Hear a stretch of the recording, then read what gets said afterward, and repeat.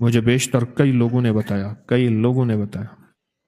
اور یہ بتایا کہ اگر ہمارے اوپر حالات نہ آتے، مشکلات اور مسائل نہ آتے، کبھی بھی ہم اللہ کو پہچان نہیں سکتے تھے۔ حالات نے ہمیں رب کے پہچاننے والا بنایا۔ حالات نے، اگر حالات نہ آتے ہم نے رب کو کبھی پہچاننا ہی نہیں تھا۔ اللہ ہے کیا؟ حالات، مشکلات، مسائل، یہ چیز ایسی ہے جو رب کو کہتی ہے کہ اللہ ہے اور اس کا تعارف ہے۔ اللہ ہے، اس کا تعارف ہے۔ ہم جتنی بڑی بڑی عمارتیں بنا لیں، ان کی بنیادیں جتنی مضبوط کر لیں، میرا رب زمین کو حکم دیتا ہے تو زلزلہ بن جا۔ دنیا کی آج تک کوئی سائنس اور دنیا کی آج تک کوئی طاقت ان جھٹکوں کو روک نہیں سکی اور نہ کبھی روک سکے گی۔ دنیا کی طاقت آج تک نہیں روک سکی۔ اللہ کا امر ہے، اللہ اپنی طاقت دکھاتا ہے، اللہ اپنی قوت دکھاتا ہے۔ آپ یقین جانیے کہ اللہ کی صفاتی نام میں ڈوب کے دیکھیں تو صحیح، اور اللہ کے صفاتی نام کے اندر گہرائی میں جائیں تو صحیح کہ صفاتی ناموں کو ہے کیا، ان کے اندر طاقت اور ان کے اندر قوت کیا ہے۔ صفاتی ناموں میں طاقت کیا ہے اور قوت کیا ہے، آپ ڈوب کے دیکھیں تو صحیح اللہ کے ناموں میں۔ ایک احساس ہوگا کہ اللہ نے ہمارے ساتھ کتنی محبت کا معاملہ کیا اور کتنے احسان کا معاملہ کیا۔ ایک بابا جی ملے مجھے ایک سفر میں، بہت موٹے تھے۔ میں نے کہا آپ کا نام کیا؟ نام، میرا نام ہے مقبول موٹا۔ خود کہہ دیا موٹا۔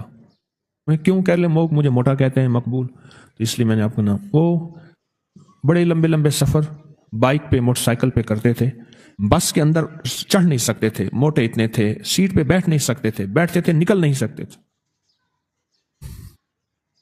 بہت کھاتے تھے، کھاتے کھاتے تھک جاتے تھے، پھر سو کے ایسے بازو کر کے ویسے کھاتے رہتے تھے۔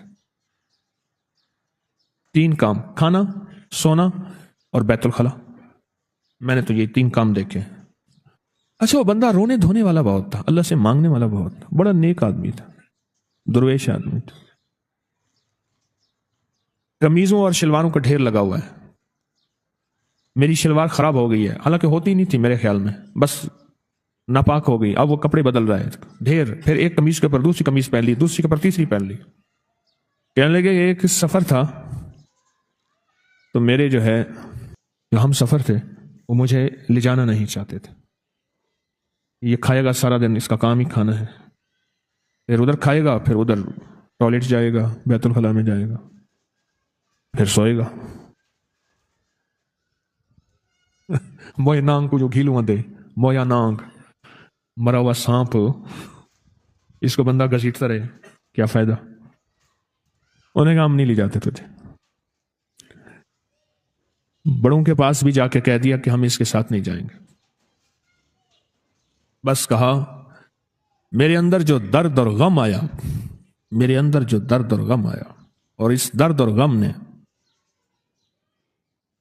پھر میں نے اس سے کہا، مجھے کہنے لگے میں نے یا قہارو پڑھا، رات کو بیٹھ گیا۔ میں نے کہا کیسے پڑھا؟ پھر انہوں نے مجھے بیٹھ کے ویسے پڑھ کے دکھایا، یا قہارو یا قہار، ایسے جذبے کے ساتھ یہ کوئی نہ مجھ کو یاد رہے اور تجھ پہ سب گھر بار لٹا دوں، خانہ دل آباد رہے، اور نظر سے اپنی سب کو گرا دوں، فقط تجھ سے فریاد رہے۔ ایسے درد سے پڑھا، ایسے غم سے پڑھا، اور تو نہیں کتنے سینکڑوں اور کتنے ہزاروں دفعہ پڑھا، اور کتنی دفعہ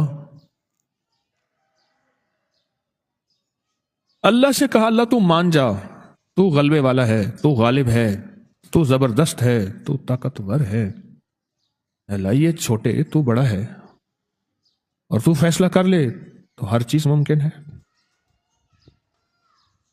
جو اللہ سے منوایا، آج صبح مجھے ڈھونڈتے پھر رہے تھے، صبح مجھے ڈھونڈتے پھر رہے تھے،